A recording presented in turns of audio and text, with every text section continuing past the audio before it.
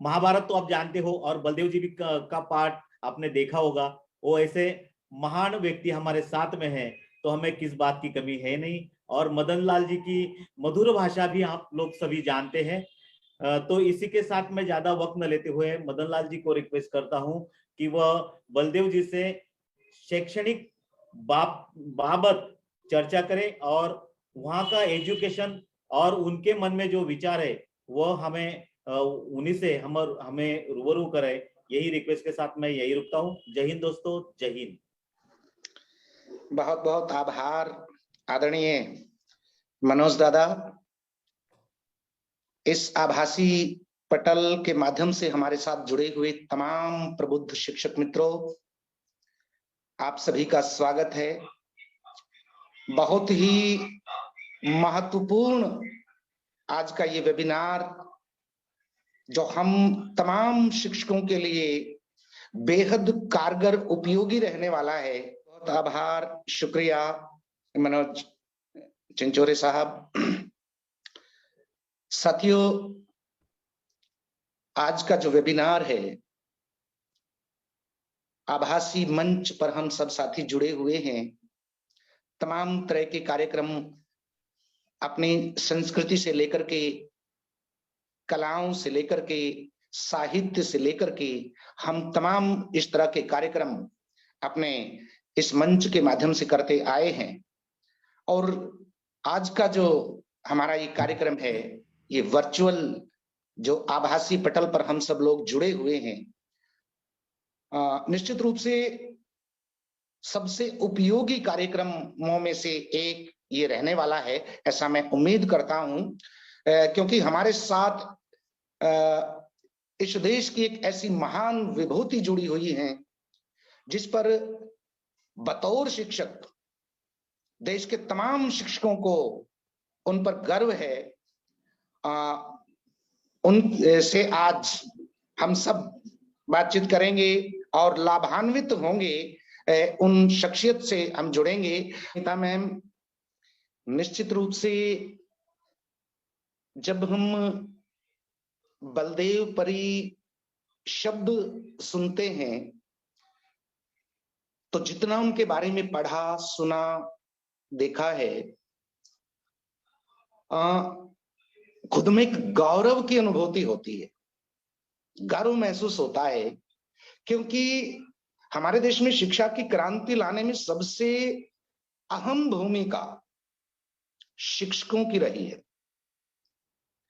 आज लोग शिक्षा के महत्व को समझते हैं, अनपढ़ रहने में शर्म व संकोच महसूस करते हैं, पढ़ने में अपनी शान समझते हैं।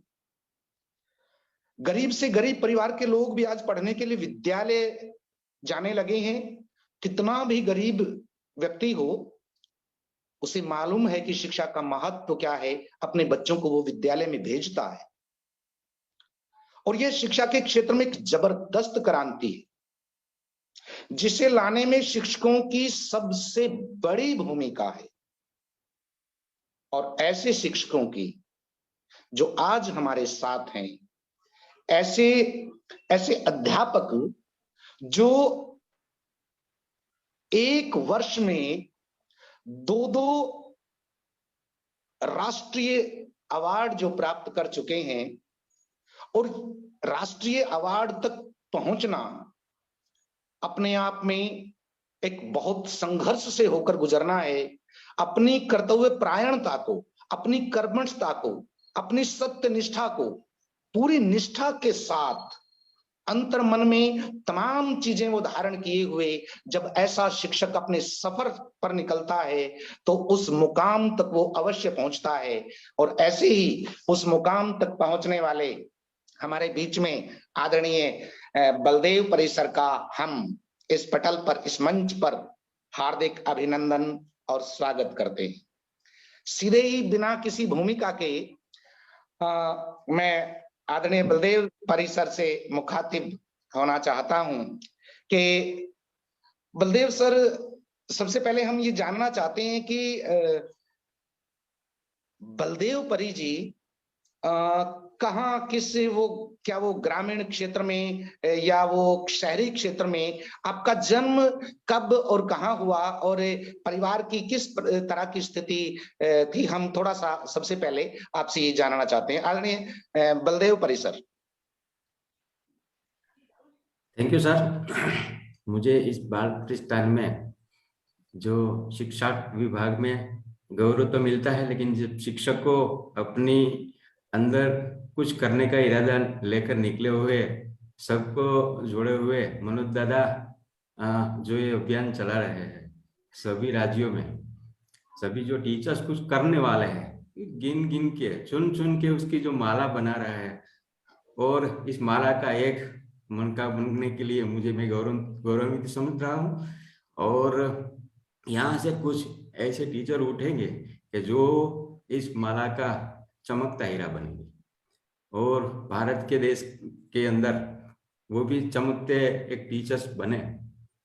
ऐसा जो आपने अभियान शुरू किया है, वो आज हम सभी लोगों को मिलने का जो आपने मौका दिया है, इसलिए मैं ये प्रतिष्ठान का शुक्रिया अदा करूंगा। और स्मिता मैम ने बहुत अच्छा सा मेरा जो परिचय दिया है गुजराती में, मैं मेरे बारे में कुछ कहने के लिए यहाँ जो पूछा गया है, लेकिन हमारे भारत में तो ये एक प्रतिष्ठा है कि अपने आप को कुछ कहने की जरूरत नहीं रहती है, कुछ कहा नहीं जाता, कुछ और बोले, लेकिन यहाँ सबको सब पता नहीं होता, तो ये प्रेरणा मिले इसलिए हम हमारे बारे में कुछ कहेंगे।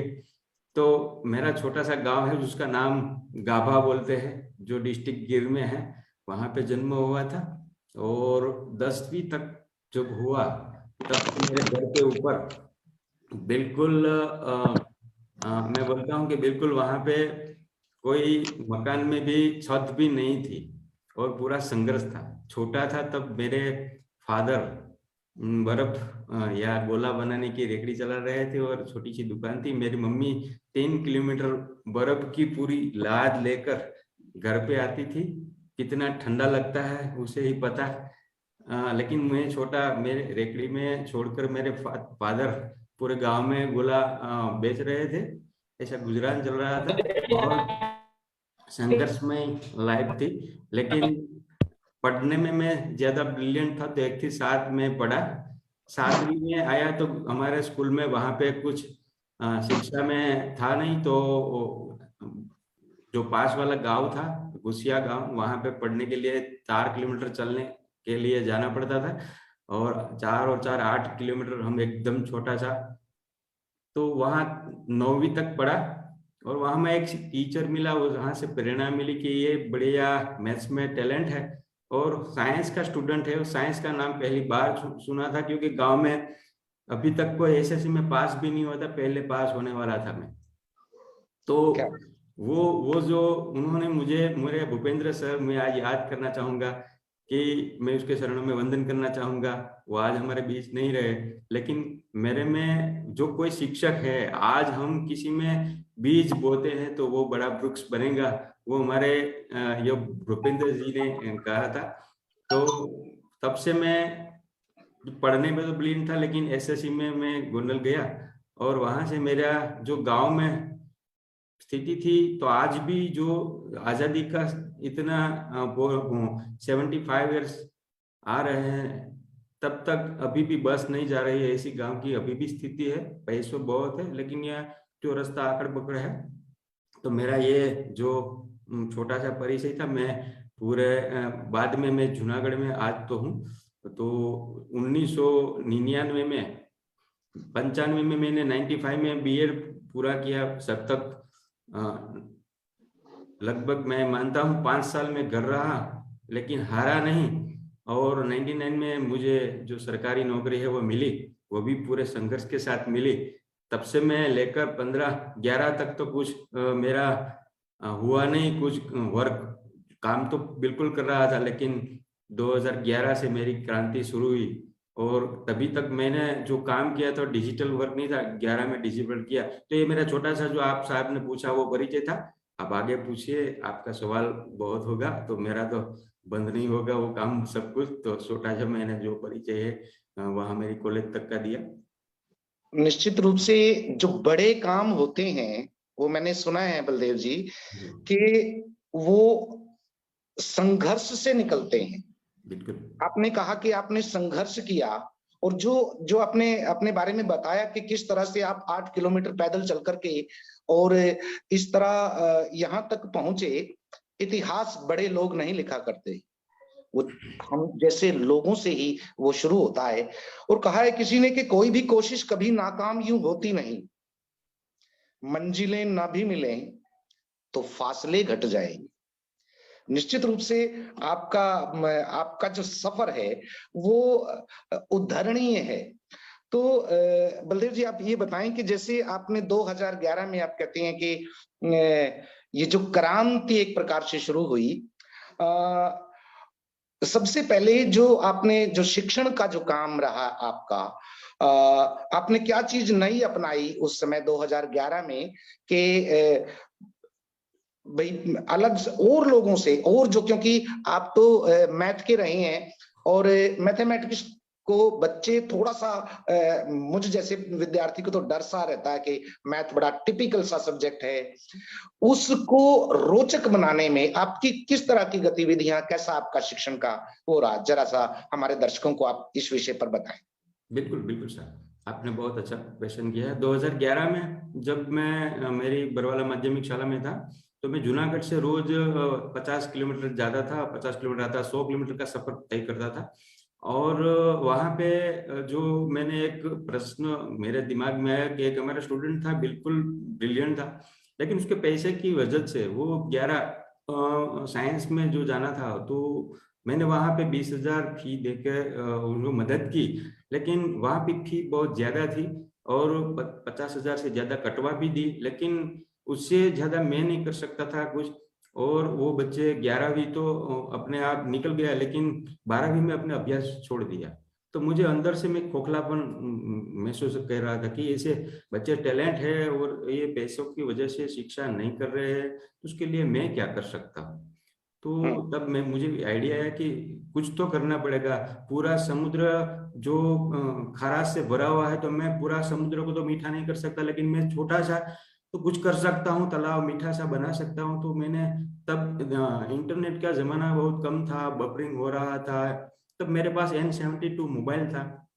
इस मोबाइल के जरिए से मैंने एक ब्लॉग देखा और ऐसे मैंने भी शुरू करने का कोशिश की, लेकिन 1 साल तो कुछ पता नहीं चला, लेकिन क्या अंदर कुछ करने का इरादा था। तो 2011 में मेरी सफर शुरू हुई। तब मैंने वहां पे बच्चों के लिए जो डिजिटल फॉर्मेट में जो पेपर्स है वगैरह डालना शुरू किया, तो धीरे धीरे धीरे से वो एक कारवा बन गया।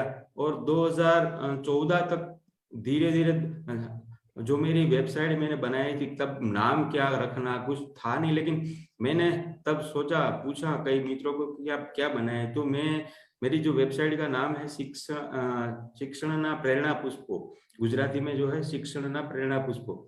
तो शिक्षा में किसी को प्रेरणा मिले और एक बगीचा हो जाए, ऐसा कुछ दिमाग में था, तो वो रख दिया। और उसका जो URL था www.baldevpuri.com रखा, और नाम से वो चलने लगा। और सभी लोगों को जो टीचर्स को पेपर्स या मटेरियल्स या KBC प्रकार की क्विज वो बनाने में लगा। तो सब मैं टाइप अपने आप ही करता था, तो सब लोगों को बहुत अच्छा लगा, रिस्पांस मिलने लगा, मेरा उत्साह बढ़ने लगा, क्योंकि कुछ मैं बैठकर करने लगा था। तब से मैं 11 से जो सफर हुई, तो 14 तक में मेरी वेबसाइट देखने वालों की जो संख्या थी 4,50,000, 4.5 लाख थी। तब यूनिसेफ ने इसकी नोंद ली और यूनिसेफ में जाने का मौका मिला, और वहां पे जो मुझे वहां से मेरी गति मिली, यूनिसेफ में जो सब वहां पे एक्सपर्ट आए हुए थे विदेश से, उन विदेशी एक्सपर्टों ने बताया कि आप गांव में रहकर के भी इतना काम कर रहे हैं, बच्चों के लिए काम कर रहे हैं, बिल्कुल स्वार्थ नहीं है, तो अपने आप कुछ लेन देन का प्रकार नहीं है, तो आप एक काम सब लोगों के पास पहुंचे ऐसे काम कीजिए, तो उसका शेयरिंग होना चाहिए। तो ट्विटर में कैसे शेयरिंग किया, ट्विटर सबसे बड़ा प्लेटफॉर्म है, वहां पे समझाया गया, हैशटैग तब से शुरू हुआ था। तो मैंने वहां पे उसकी बात बिल्कुल दिमाग में बिठा दी और कहा कि आज से जो आपने बोला है वही करूंगा।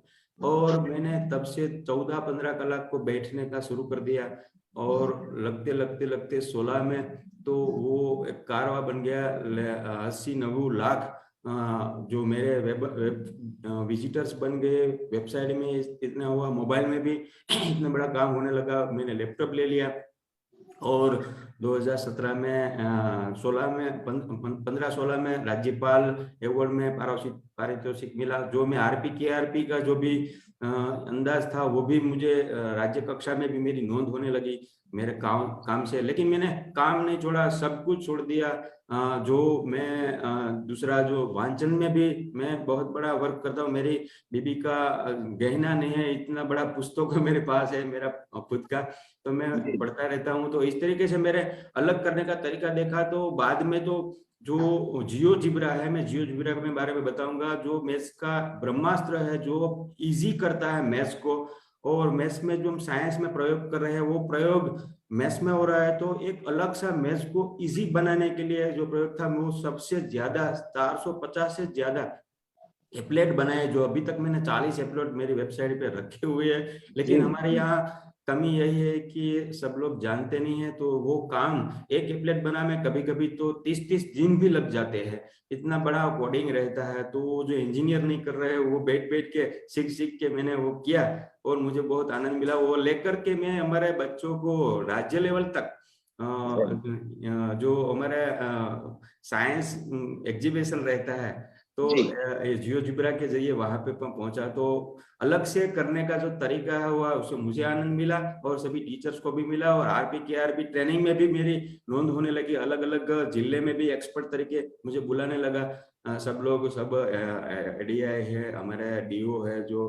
तो मेरी ये सफर से वो 2011 से 2014 से लेकर बहुत मेहनत वाली रही। और मैं रात दिन बिल्कुल देखे बिना सब काम करते ही रहा। और इसका सफर आज जो अवार्ड मिला है 17 में, इससे 10 गुना काम मैंने आज कर दिया है। अवार्ड मिलने के बाद भी मैंने जो काम किया है वो मैं आपको बताऊंगा, आपका क्वेश्चन में आएगा। तो आप अगला क्वेश्चन पूछिए। बहुत निश्चित रूप से ये सुन करके मैं यूं रोमांच मुझे हो रहा है कि यूनिसेफ जैसे संस्थान वो उन्होंने पसंद की आपकी वेबसाइट। उनके जो एक्सपर्ट आए हुए थे उन्होंने आपके काम को सराहा।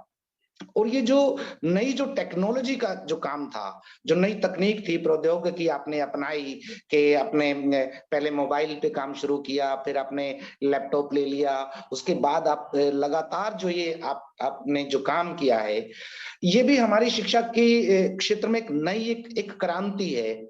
यानी जो बच्चे ट्यूशन से वंचित रहते होंगे, जो गरीब बच्चे हैं, आपने जिक्र भी किया कि किसी बच्चे को आपने उसकी पढ़ाई के लिए आपने किस तरह से सोचा, आपके जो दया, जो भाव, आपकी जो मानवता के जो गुण है वो सामने आए। तो ये टेक्नोलॉजी के माध्यम से उन बच्चों तक ये चीजें आपकी पहुंची। सर, मैं ये मेरा अगला सवाल आपसे ये है, मैं ये जानने का इच्छुक हूं कि ये जो काम जब शुरू हो गया तो इस दौरान जो की रिसोर्स पर्सन के रूप में आप जाने लगे, केआरपी के रूप में भी आप जाने लगे होंगे, तो किन किन संस्थाओं में आप किस तरह से आपने केआरपी के रूप में आपने कहाँ काम किया?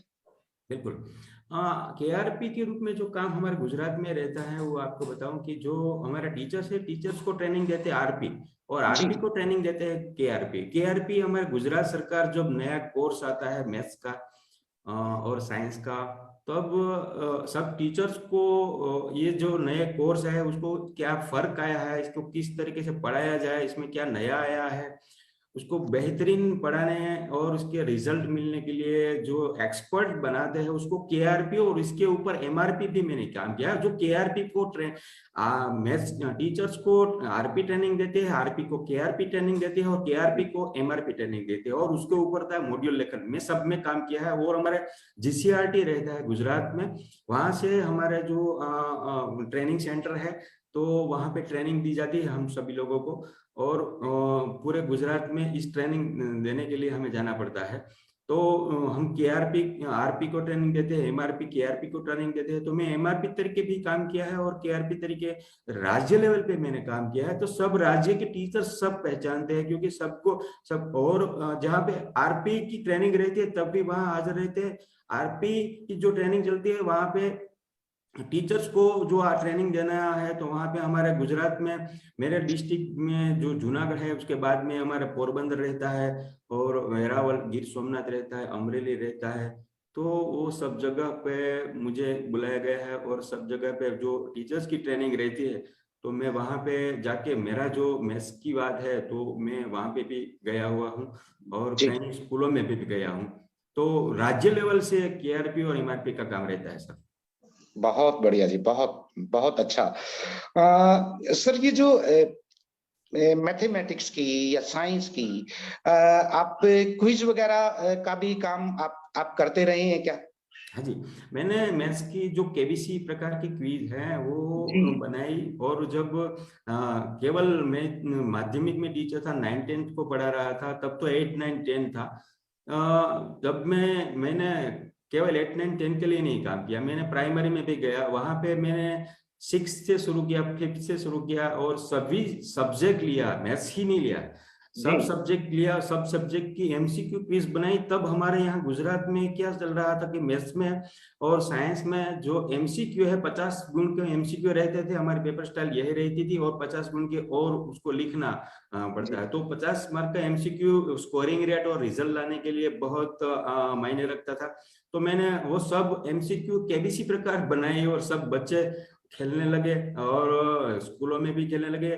तो जो सभी टीचर्स को भी मजा आया कि भाई ये तो बहुत बढ़िया है। उसके रिवीजन बहुत झड़प से हो रहा है, गेम खेलते खेलते वो केबीसी की तरह से स्टूडेंट अपने क्वेश्चन आंसर देते हैं। तो वो 1100 से ज्यादा मैंने क्विज बनाई। ये क्विज बना में 7 घंटे लगते हैं, 5 घंटे लगते हैं कभी कभी। Very good. और पूरा आप कैलकुलेशन करेंगे तो पूरा 360 दिन 1 मिनट पर बिगाड़े हुए बैठे रहते हैं, बिल्कुल रजा बिना, तब ये काम पूरा होता है। तो ये काम मैंने जब वहां पे जब गया था मैं नेशनल में, तब किया था। इसके बाद मैंने जो काम किया है उसके 3 गुना काम किया है। 2800 गेम मैंने बना डाली है, और वो सब गेम आप मेरी मैथ्स पर ही एप्लीकेशन है, वहां पे आप देख सकते हैं। स्टैंडर्ड 1 से लेके स्टैंडर्ड 12 तक, arts, commerce, science, Gujarati, Hindi, गणित, सब जो मैथमेटिक्स है, सब सब्जेक्ट का सब स्टूडेंट के लिए, और सब जो विषय रहते हैं और कक्षा रहती, सबके लिए बना के वहां मैथ्स पे एप्लीकेशन है, वहां पे रख दिया है। तो क्विज में तो बड़ा काम किया है। बहुत बढ़िया सर, बहुत बढ़िया। और निश्चित रूप से आपने आपने अभी बताया कि आपने केवल मैथ के लिए काम नहीं किया, बल्कि तमाम सब्जेक्ट्स के लिए, जो जो छोटे बच्चे हैं, जो पौध है हमारे पास, जो प्राइमरी स्तर के बच्चे हैं, प्राथमिक विद्यालयों में आने वाले बच्चे हैं, उनके लिए जो आपने बताया कि क्विज आपने खेल के रूप में बनाई, तो बच्चों ने उसमें एक विशेष प्रकार की रुचि उन्होंने दिखाई। और खेल खेल में निश्चित रूप से एक ये जो केबीसी की तर्ज पर आपने जो जो क्विज बच्चों के लिए बनाई, निश्चित रूप से उसका फायदा न केवल गुजरात के बच्चों को मिला होगा, बल्कि जहां तक आपकी वेबसाइट पर लोग विजिट करते हैं, वहां तमाम उन बच्चों को और शिक्षकों को उसमें उनको सीखने में बड़ी मदद उनको मिली होगी। तो बलदेव सर, मैं यहां तक का जो सफर है, जो निश्चित रूप से आपने अभी बताया कि लगातार इतना बड़ा काम करना, एक एक ये क्विज तैयार करना, जिसमें निरंतर हमने समय देना होता है, उसमें आप लगे रहे।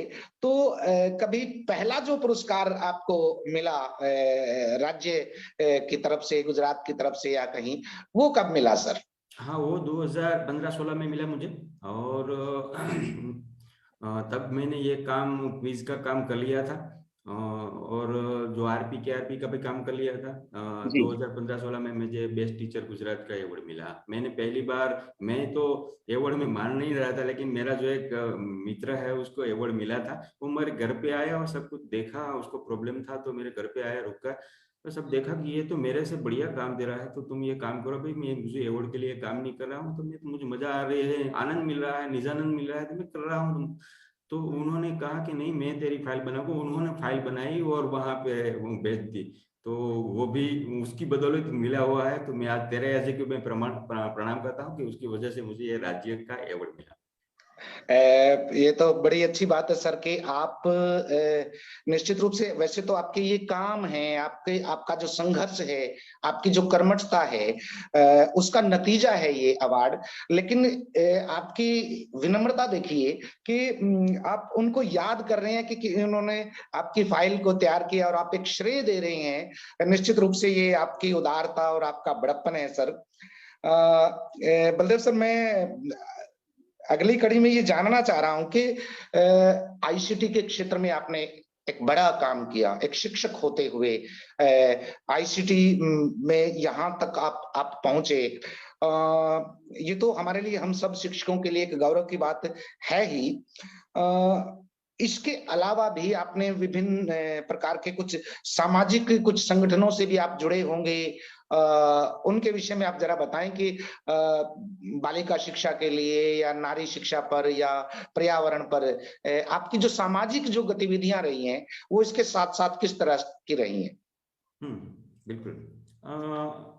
मैं केवल शिक्षा में ही नहीं काम कर रहा था। शिक्षा के बाद जो भी समय मिलता था और जो मुझे मेरे पे विश्वास रख के मुझे काम सौंपता था, तो मैं पूरी निष्ठा से वो काम पहले करता था, खाना बाद में रखता था। शायद मैं एक बताऊं आपको कि हमारे यहाँ लायन जो है वो हमारे गिर विभाग जो है शासन, वहां से उसकी बर्थडे मनाई जाती है। तो बर्थडे के लिए हमारे जो जो गिर विस्तार के जो तहसील रहते हैं उसमें जो एरिया आता है उसको लिए वो सिंह का मुखौटा बेचते हैं और उसका बैनर बेचते हैं और सब लोगों को बताते हैं कि भाई जो लायन है हमारा फ्रेंड है, हमारा दुश्मन नहीं है, उसको हम पाले और उसको रक्षा करें, उसको इस तरीके लायंस का जो गुण है वो बताने के लिए और उसको अवेयर करने के लिए जो प्रोग्राम रहता है हमारे गिर फाउंडेशन की ओर से, जो सेंचुरी है वहां पे, तो वो काम करने के लिए जाना पड़ता था। तो वहां पे कोई सम्मान नहीं था कुछ, बस अंदर से काम करना है। तो मैं स्कूल पे 1 बजे तक रहता था। बाद में जो वहां पे से उसका गाड़ी आती थी, सब स्कूलों को उसमें इन्वॉल्व करनी थी। डीओ का भी आदेश था कि ये पूरा काम होना चाहिए।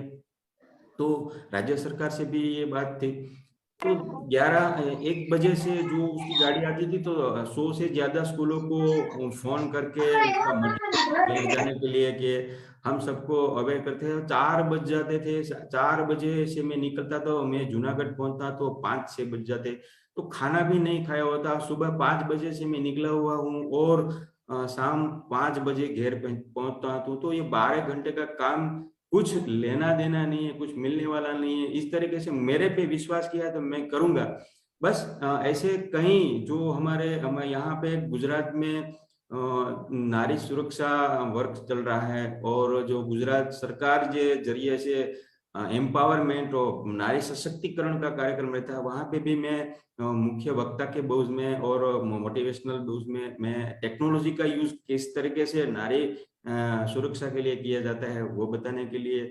जो हमारे यहाँ रोजगार है, रोजगार कचहरी जो डिस्ट्रिक्ट में रहते हैं वहां पे भी एक रोजगार सप्ताह रहता है। तो रोजगार सप्ताह में भी मैं वक्ता तरीके में जाता हूँ और कई जो शैक्षिक संस्थान रहते हैं वो भी अपने बच्चों को अवेयर करने के लिए शिक्षा के बारे में और रोजगार के बारे में, तो वहां पे भी मैं अपना लैपटॉप लेके घूमता हूँ। और वहां जाने के लिए कि आने के लिए मैं कुछ भी एक पैसा नहीं लेता, मैं अपने खर्च पे जाता हूँ। मेरा टाइम, मेरा टिकट और मेरा टिफिन मेरे साथ में रहता है। इसके बारे में ऐसा मैंने 30 से ज्यादा आईसीटी का अवेयरनेस, मुझे आईसीटी का काम आ रहा है, मैं क्विज बना रहा हूँ, मैं केबीसी क्विज बना रहा हूँ, तो आप भी बना सकते। इसमें कुछ नया नहीं, मैं कोई कंप्यूटर पढ़ने नहीं गया हूँ और मैं सीख गया हूँ, मैं कर रहा हूँ, तो आप भी कर सकते हैं। ऐसे मैंने 30 से ज्यादा टीचर्स के बिल्कुल पैसों के खर्चों बिना मैंने अपने आप,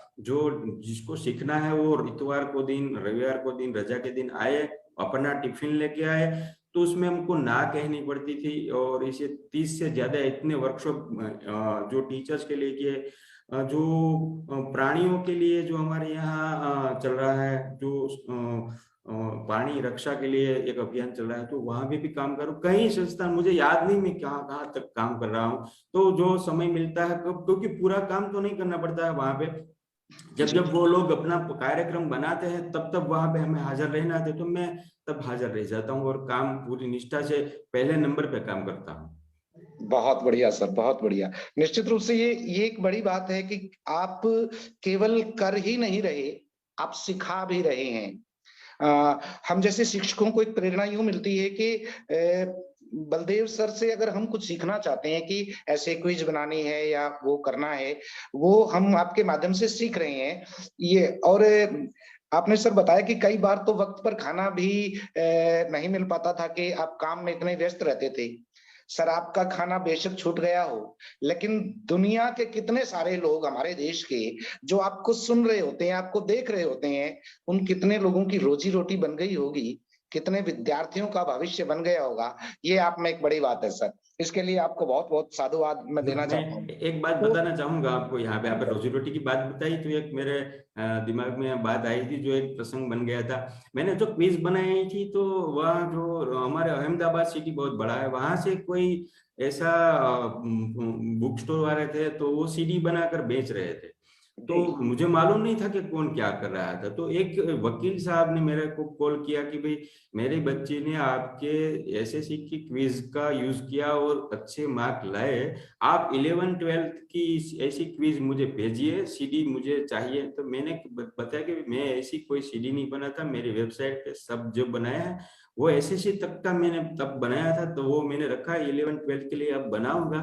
बिल्कुल आपकी जो बात आई तो मैं करूँगा। तो उन्होंने बताया कि भाई मैंने तो आपकी सीडी ली थी, मैं सीडी तो बनाता ही नहीं, बेचता ही नहीं, मैं कुछ बात बेचने के लिए करता ही नहीं, मैं तो वेबसाइट पे रखता। तो कि मैंने लिए है, मैं वकील हूँ, आप ऐसा काम कीजिए, मैं उससे लड़ूंगा, आपको कोर्ट में कुछ देना नहीं पड़ेगा, हम उसको कॉपीराइट लगाएंगे और ढेरों पैसे लगेंगे उसे, क्योंकि मैं कॉपीराइट का ही काम कर रहा हूँ। जी। तो मैंने बताया कि ठीक, बहुत सही सर, आपने मेरी चिंता की है, बहुत अच्छी बात है। लेकिन मैं आपको एक नई बात बताऊं कि इन लोगों को बेचने को अच्छा लगा, आपको लेने को अच्छा लगा, और उसके घर के लिए मैं रोटा, उसके घर की जो चूल्हा है उसकी रोटी बन सका है, इससे ज्यादा मेरे लिए गौरव की कोई बात नहीं है। आपको भी जो को बेचना है तो बेचो, कई बच्चों के पहुंचाओ, आप भी कुछ भी करो, मुझे कोई कॉपीराइट नहीं करना। मुझे आनंद की बात, आपने जो मेरे लिए चिंता, ऐसी बात बनी तो मुझे बहुत आनंद मिला, उसको भी आनंद मिला कि आप जो कह रहे हैं ऐसे तो लोग मुझे मिले नहीं है, लेकिन आप ढेरों पैसे इसमें आप जानते हो, आप सभी लोग, कि भारत में सबसे ज्यादा आवक का स्रोत है कॉपीराइट है मित्रों। आप जानना चाहेंगे तो आप सोचेंगे तो जो अब कॉपीराइट चल रहा है, सबसे ज्यादा लोग कॉपीराइट से कमाते हैं। जो भी कोई पुस्तक बनाता है, कॉपीराइट वाला वकील रखते हैं, जिसको पूछना है आईएसबीएन वाले को तो आपको मालूम हो जाएगा, वो ही ढूंढते हैं किसने कॉपी किया। तो हम वो कॉपीराइट वाला नहीं थे। बहुत आनंद मिला, ये प्रसंग था तो कहने क्या दिल आ गया। ये बड़ी बड़ी अच्छी बात है सर, सैल्यूट सर, वाकई वाकई आपको। बलदेव सर, हमारे साथ इस पटल पे कई सारे राज्य शिक्षक पुरस्कार से सम्मानित साथी हैं और नेशनल अवार्डी भी हैं। मैं ये जानना चाह रहा हूं कि सबसे आपको आईसीटी का नेशनल अवार्ड पहले मिला या राष्ट्रपति शिक्षक पुरस्कार आपको पहले मिला? हाँ, जो मैं आपको बताऊंगा, दोनों एक ही दिन में मिलने वाले थे, दोनों एक ही दिन में मिलने वाले थे। लेकिन आईसीटी में ऐसा कुछ गड़बड़ हुआ कि अलग अलग हुआ, दोनों को डिक्लेरेशन हुआ एक महीने के अंदर ही हुआ। जो आईसीटी का अवार्ड के लिए इंटरव्यू भी पहले हो गया था और डिक्लेरेशन भी हुआ था, लेकिन इसका रिजल्ट नहीं दिया गया था। तो आईसीटी अवार्ड से वो नेशनल अवार्ड के बाद दिया गया मुझे अवार्ड, वो एक महीने के बाद दिया गया। और नहीं, अगले साल जो हमारे आगे जो जिन लोगों को मिला था, वो आईसीटी अवार्ड एनएटी जो नेशनल अवार्ड है उसके साथ ही दिया जाता है। और हमें जब एनएटी मिला तो वो नेशनल अवार्ड मिला, तब नेशनल अवार्ड बहुत बड़े लोगों को दिया जाता था, बड़े लोगों को ज्यादा संख्या में दिया जाता था। हमारे वह ऑनलाइन पहली बार हुआ, 17 में पहली बार ऑनलाइन रजिस्ट्रेशन हुआ, और केवल जो इसकी जो पसंदगी है करने का तरीका है वो बदल गया था। तब से हम गुजरात से जाते हैं और कोई अलग राज्य से जाते हैं, जो वो उसका तरीका है वो आप पूछेंगे तो मैं आप बताऊंगा आपका क्वेश्चन के अंदर कि जो तरीका क्या रहता है। लेकिन मुझे आईसीटी अवार्ड बाद में मिला, एनएटी अवार्ड पहले मिला। नहीं, मेरा अगला सवाल यही है कि कितने सारे साथी जुड़े हुए हैं और निश्चित रूप से ये बाल रक्षक प्रतिष्ठान के जो कार्यक्रम है इसमें जो शिक्षक साथी हमारे जुड़े हुए हैं ये अपने आप में ये भी यूनिक है। बहुत सारे साथी बहुत सारे सम्मानों से राज्य सरकारों की ओर से और केंद्र सरकार की ओर से भी सम्मानित साथी जुड़े हुए हैं। मेरा अगला सवाल ये है कि यहाँ तक का जो सफर है उसको पहुंचने के लिए एक अध्यापक को और किन किन चीजों की जरूरत है, उसको और क्या करना चाहिए कि वो यहाँ तक पहुंचे? बिल्कुल, एनएटी और आईसीटी में दोनों में जो अब जो वहाँ पे जो टीचर को पसंद करने का तरीका है वो ऑनलाइन हुआ है। वहाँ पे ये भी रखा गया है कि आप जो काम करें इसमें 80% आईसीटी को एनएटी में भी इन्वॉल्व कर दिया गया है।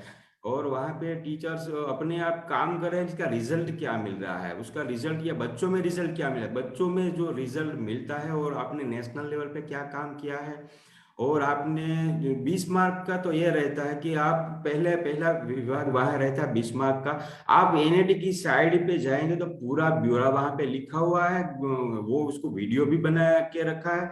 तो मैं ज्यादा समय नहीं पे शॉर्ट में बता देता हूँ कि जो वहाँ के तरीका है वो ऐसे बदल गया कि डिस्ट्रिक्ट में से 3 टीचर को पसंद किया जाता है, वो 6 राज्य में से जाते हैं, सबसे बड़ा राज्य रहे तो वहां से 6 ही, केवल वो 100 से ज्यादा टीचर्स वहां पे रहते हैं दर एक राज्य में, वहां से 6 ही पसंद किए जाते हैं। उन 6 लोगों को जाना पड़ता है दिल्ली, और दिल्ली में वहां पे लाइव 158 से ज्यादा लोगों की इंटरव्यू ली जाती है और 158 में से 45 को ही अवार्ड दिया जाता है। और 145 अवार्ड जो मिलते हैं वो राज्य में 1 ही 2 ही, और कोई राज्य में दिया भी नहीं जाता, क्योंकि वहां में मार्किंग सिस्टम रहती है। वह मार्किंग सिस्टम किस तरह की रहती है, तो हम पहले 20 मार्क रहते हैं, 20 मार्क में आपने कोई आईएसबीएन पुस्तक लिखा हुआ है तो आप वहां पे वो बताइए और वो देखा जाएगा कि आईएसबीएन पुस्तक आपने लिखा है, वो 2 मार्क का रहता है। कभी आपने आरपी केआरपी का काम किया है तो वो 1 मार्क का रहता है। इस तरीके से छोटे मार्क। आपने जो हमारे शिक्षा विभाग की साइड है स्वयं पोर्टल, वहां पे आपने रजिस्ट्रेशन किया हुआ है और आपने कोई वहां रजिस्ट्रेशन करके कोई कोर्स किया हुआ है, आप जानते हैं कि नहीं, तो वहां पे भी वो 2 मार्क रहता है। इस तरीके 20 मार्क रहता है। दूसरा पार्ट इससे बदल जाता है और 30-30, 60, 25-25, 30 मार्क का रहता है। इस तरह के 100 मार्क रहता है। ये वो मार्क रहता है। वहां में आईसीटी में आपने क्या काम किया है, आपने क्या मटेरियल्स बनाए हैं, आप किस स्कूल में और आपके प्रांत में इस आईसीटी से काम किया है, उसे किस प्लेटफॉर्म पे आपने रखा हुआ है, वहां से किन किन लोगों ने उसका यूज किया है और इसका रिव्यू वो आप फीडबैक सब दिखाना, वहां पे आपके पास हो तो दिखाना पड़ता है। तो वो सब अपने आप दरेक जो टीचर है अलग अलग तरीके से काम करते हैं, अलग अलग तरीके से वहां बताते हैं। मैंने ये बताया था, आप चाहेंगे तो मैं पूरा 15 मिनट का पीपीटी है, मैंने जो आप पूरा काम वहां पे क्या बताया हो कोई नहीं बताएगा, मैं आपको बताऊंगा, सबको प्रेरणा मिलेगी। तो मैं वो भी तैयार है, आप सभी के पास टाइम, अगर दूसरा सेशन करेंगे तब आप यही समय की जो कहीं दिक्कत है तो दूसरा सेशन करके भी आप दिखा सकते हैं, क्योंकि मैं सबको शेयर नहीं कर सकता, वहां पे मनाए रहती है। लेकिन आप यहाँ पे हम इस पीपीटी को बता सकते हैं और आपको प्रेरणा मिल सकती है। तो इस तरीके से वहाँ तरीका जो रहता है पसंदगी का, तो 9 से ज्यादा लोग हमारे जूरी मेंबर रहते हैं और जूरी मेंबर के बीच 10 मिनट दिया जाता है। अब तो 8 मिनट हो चुके हैं। 8 मिनट में आप अपना पूरा काम पावर पॉइंट प्रेजेंट के जरिए से आपके राज्य वाइज वहाँ इंटरव्यू रहते हैं, उसमें आपको प्रेजेंट करना रहता है। इस तरीके से उसका जो सिलेक्शन का तरीका है वो रहता है, थोड़ा सा कठिन है। आईसीटी अवार्ड और सब में इस तरीके से आईसीटी अवार्ड में क्या ओपन रहता है कि जितने मेंबर आए हुए हैं, सब लोग वहां पे जूरी का काम करते हैं। हम वहां पे 142 थे, तो 142 सबका प्रेजेंटेशन देख रहे हैं, लेकिन एनएटी में नहीं देख रहे हैं। एनएटी में तो वो जो 9 मेंबर है वही देखते हैं। वहां पे हमें मालूम रहता है कि उन्होंने ये बढ़िया काम किया, मुझसे बढ़िया काम किया, अच्छा हम सब देख सकते हैं। आईसीटी में वो ओपन रहता है, लेकिन एनएटी में ओपन नहीं रहता है। एनएटी में वो 9 मेंबर देख के अपना मूल्यांकन करते हैं और अवार्ड के लिए सिलेक्ट करते हैं। इस तरीके से उसकी एक प्रोसेस रहती है। जी, बहुत बढ़िया सर। सर ये जो एक बड़ा सा एक निजी सा मैं सवाल आपसे अब पूछना चाहता हूं, व्यक्तिगत सा, और वो व्यक्तिगत ये है कि इतना वक्त आपने आईसीटी के इस काम में दिया, शिक्षण का काम भी आप कर रहे हैं, तमाम सारी सामाजिक संस्थाओं में, चाहे वो नारी सशक्तिकरण की बात हो, पर्यावरण की बात हो, लॉयंस वाली वो बात हो, उसमें बहुत सारा वक्त आपको देना होता है। तो जो परिवार के जो लोग हैं वो किस तरह से आपको इस तरह की इजाजत दे देते हैं कि आप हमारे नाम का जो हमारा जो शेयर है टाइम का, वो उनकी तरफ से आपको किस प्रकार का सहयोग मिल रहा है? मेरा सवाल सीधा सा ये है। बिल्कुल बिल्कुल, बहुत अच्छा सवाल पूछा है, और सबको प्रेरणा मिलेगी, सब भाइयों को और बहनों बैठेगी उसको भी बहुत बढ़िया प्रेरणा मिलेगी, क्योंकि मैं अकेला काम नहीं कर रहा हूँ, मेरे साथ मेरा परिवार पूरा काम कर रहा है। मेरी बेटी और मेरा जो बेटा है सब वो आईटी विभाग में आज है, और बेटी है कंप्यूटर इंजीनियर है, और बच्चा है वो आज मास्टर हो चुका है। वो जो विश्व में एक ही यूनिवर्सिटी है हमारे गांधीनगर में, उसमें जो साइबर सिक्योरिटी है उसमें काम कर रहा है। तो सब लोग मुझे, मैं अकेला नहीं, वो मेरे मिसेज है वो भी प्रेरणादायी जो वीडियोस है हम दर शनिवार को भेजते हैं। तो 108 वीडियो बनाया, तो आप सोचेंगे 3 साल तक काम चला हुआ, 2 साल से ज्यादा काम चला हुआ है। तो वो भी 5 मिनट का वीडियो जो हमें मूल्य शिक्षा के बारे में, मैंने मूल्य शिक्षा पे बहुत बड़ा काम किया है। तो ये मूल्य शिक्षा के लिए जो हम आज खलास हो रहा है, तो वो मेरी बीबी को मैंने वहां पे, वो अच्छी बोलती है, तो मैंने ऑनलाइन उसको शुरू कर दिया कि आप भी ये काम करो। जो मैंने स्टूडियो बनाया था 7 लाख का, कि जो वीडियोस मैंने 5th से 6 स्टैंडर्ड के लेकर 10 का पूरा मैथ्स का टोटल का वीडियोस मैंने बनाया, जो पूरा लॉकडाउन में पूरा 18 कलाक काम करने का मुझे जो समय मिला, स्वर्ण काल मिला, जो लॉकडाउन मेरे लिए भाग्य बन गया। तो मैं जहाँ पे जाता हूँ काम करने के लिए, तो लगभग तो मेरी बीबी मेरे साथ ही रहती है। बाहर जाता हूँ तो वो भी जॉब कर रही है, और 2 बच्चे हैं, तो वो भी बड़े हो गए हैं। तो पहले बहुत संघर्ष रहा था बच्चों के लिए कि शिक्षा में, तब मैं 11 तक तो वो बड़े हो गए थे, तो तब से सब लोग मुझे एप्रिसिएट करते हैं, मेरे साथ रहते हैं। पानी भी पीना है तो मेरे टेबल पे मेरे बेटा लेके आ जाता है। वो बेटा ने, मैंने साइंस में जाने वाला था, तो मैंने साइंस वाला बच्चों को मैंने प्रैक्टिकल किया, आपको बताने के लिए मैं खुशी अनुभव रहा हूँ कि उसे बताया कि आपको डॉक्टर नहीं बनना है, इंजीनियर नहीं, आपको मनुष्य बनना है, तो आप आर्ट्स में जाएं और संस्कृत या और सब्जेक्ट में जाए। लेकिन उसको टेक्नोलॉजी में मेरे साथ बैठ के इंटरेस्ट हुआ, तो मैंने बीसीए भी उसका इंटरेस्ट के लिए बीसीए करवाया, वहां पे वो सफल रहा। लेकिन मैं उसे साइंस में नहीं भेजा, मैं, क्योंकि वो अलग था, मैं उसे सोचने के लिए कि आप मानव बने। तो वो मैं जब उठता हूँ तब स्कूल जाता हूँ, तो मेरी गाड़ी है, 4 व्हील है, सब तैयार करके रखता है। तो इतना सहयोग मेरे परिवार से पूरा मिल रहा है, और कभी भी मुझे वहां डिस्टर्ब नहीं रहा है।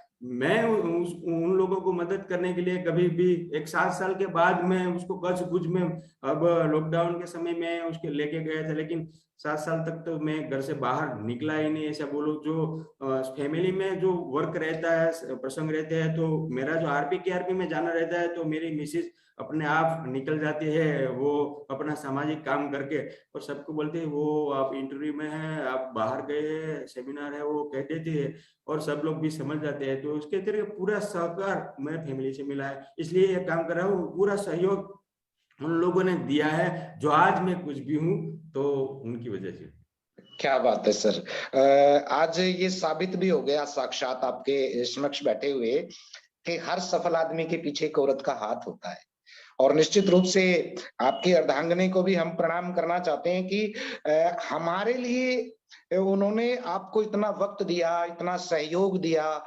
बच्चे भी किस तरह से कि जब आप काम कर रहे होते हैं तो वो तमाम जो जरूरत की चीजें हैं, इवन के पानी का गिलास तक भी वो आपको उपलब्ध कराते हैं। वहीं निश्चित रूप से धन्य है सर आपका वो पूरा परिवार भी।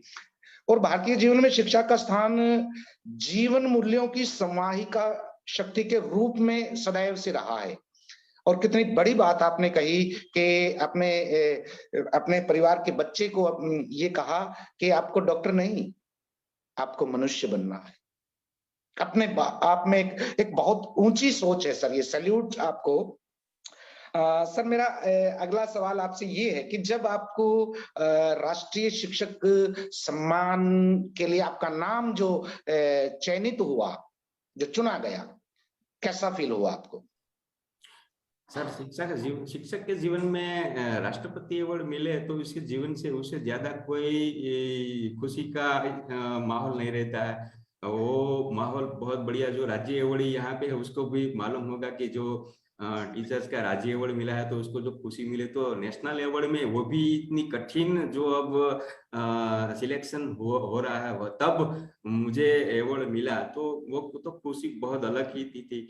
और वो कैसे बताए, ठीक है, तो बहुत अंदर से बहुत आनंद। लेकिन जो अवार्ड लेके आया तो मैंने जो काम किया था वो भी आपको कहने को दिल करता है कि मैं अपने जो गुरुजनों हैं उसको कभी नहीं भूला हूँ। जो मैं प्राइमरी से पढ़ा हुआ तब से अब तक का जो गुरु है सबका मैंने नंबर ढूंढ लिया है। और पहले आकर के सभी जो गुरुजनों मेरे नजदीक थे 50 किलोमीटर 100 किलोमीटर अंदर में, उसके घर पे जाके उसको पैर छू के उसका आशीर्वाद लिया है। बाद में मैं जो हमारी गुरु पूर्णिमा है, गुरु पूर्णिमा के दिन मेरा जो बेस्ता वर्ष हम बोलते हैं, हैप्पी न्यू ईयर, तो मेरा happy new year Guru Purnima रहती है। और मैं सभी शिक्षकों को छोड़ता नहीं। कभी कभी तो मैंने एक बार तो गिनती की थी तो 1000 से 1100 से ज्यादा कॉल किए थे। जिसके पास मैंने कुछ सीखा है सबको मैं कॉल करता हूँ। ये नई बात है तो मुझे ये आनंद मिलता है और ये बात कहने को भी आनंद मिलता है।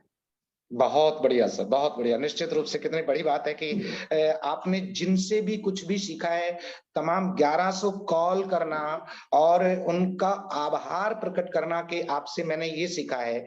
ये आप जैसी शख्सियत ही इस तरह का वो काम कर सकते हैं। तो बलदेव सर, कुछ साथी अपने जुड़े हुए हैं। हमारे हरियाणा से डॉक्टर राधेश्याम भारतीय हैं। अभी हाल ही में उनको राज्य शिक्षक पुरस्कार से सम्मानित किया गया है और स्थापित एक लेखक भी हैं, वो जुड़े हुए हैं। वो भी आपसे एक कुछ वो पूछना चाहते हैं। डॉक्टर राधेश्याम भारतीय जी,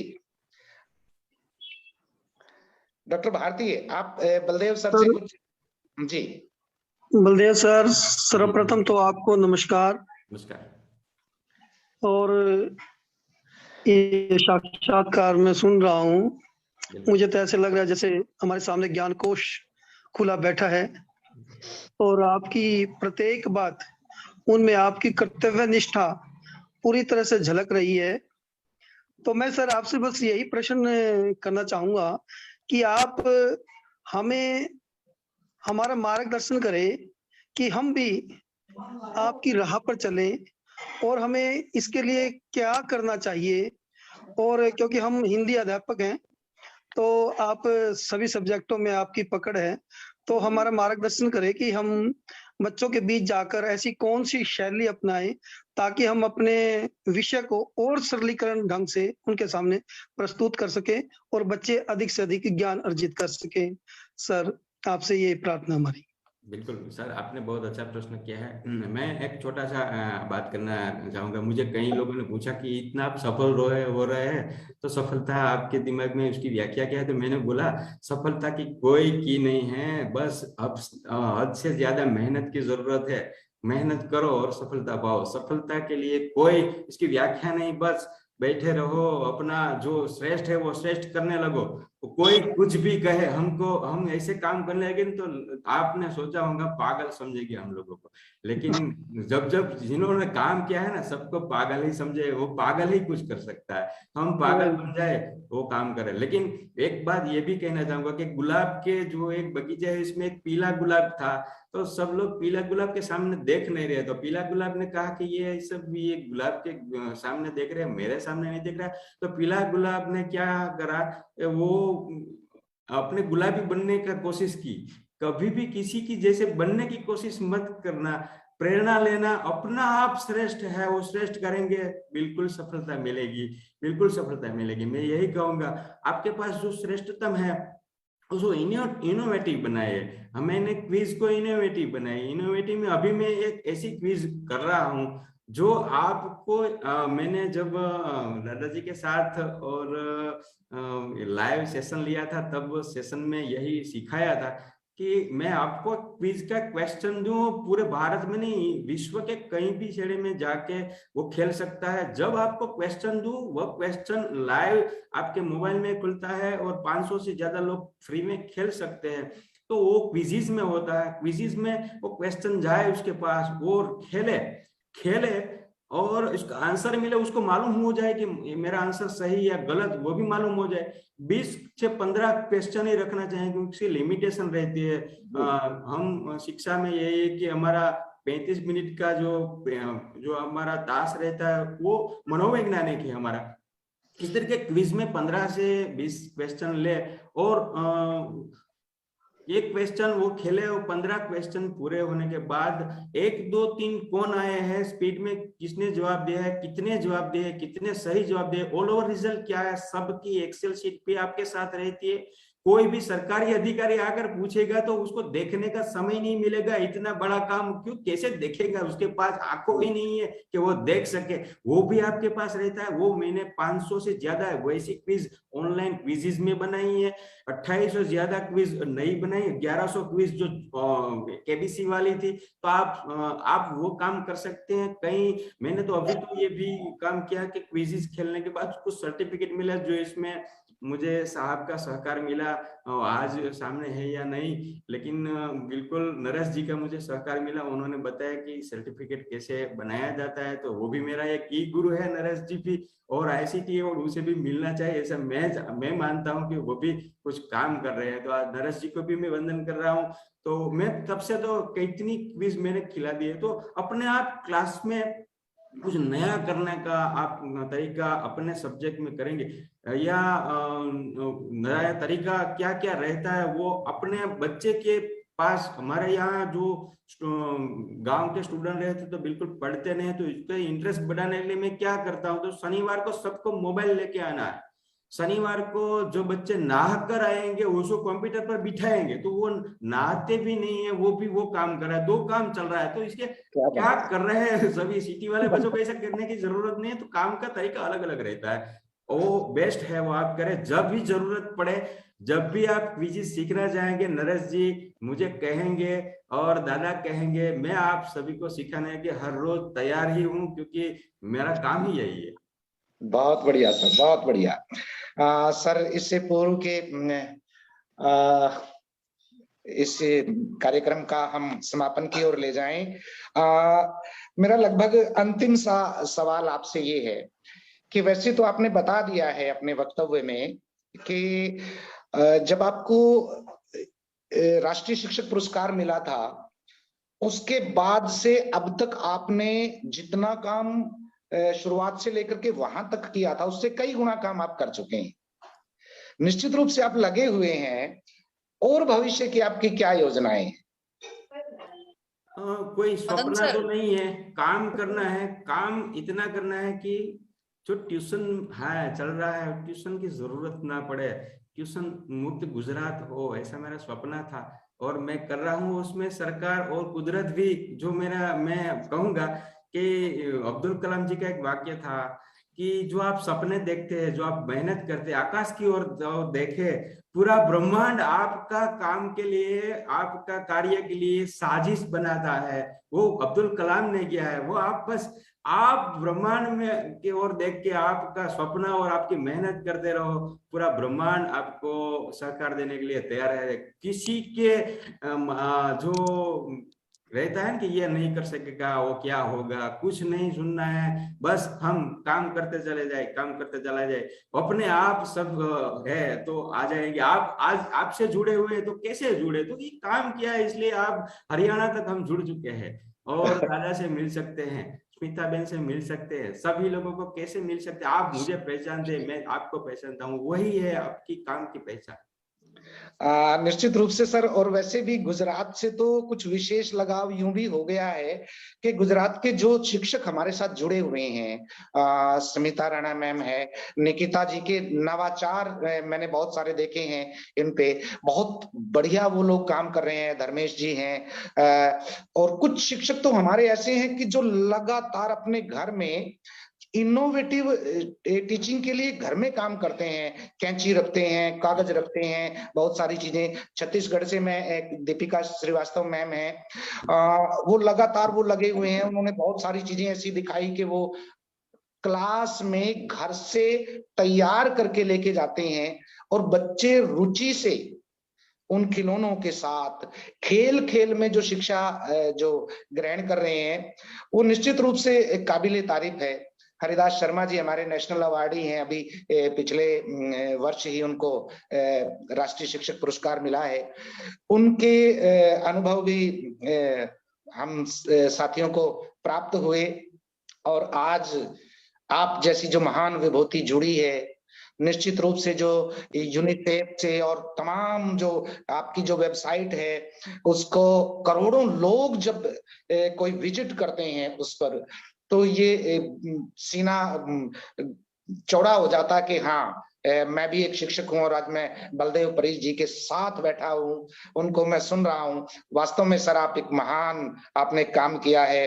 आपके स्वास्थ्य की प्रार्थना करते हैं कि प्रभु आप जैसी शख्सियत जो हम सबके लिए प्रेरणा स्रोत हैं, वो निश्चित रूप से निरोग रहें, स्वस्थ रहें। यूं ही आप सब लोग काम करते रहे। आपके जो तजुर्बे हैं, आज सारे जो शिक्षक साथी जुड़े हुए हैं, आज तो सराबोर हो गए सर हम आपसे, आपको सुनकर।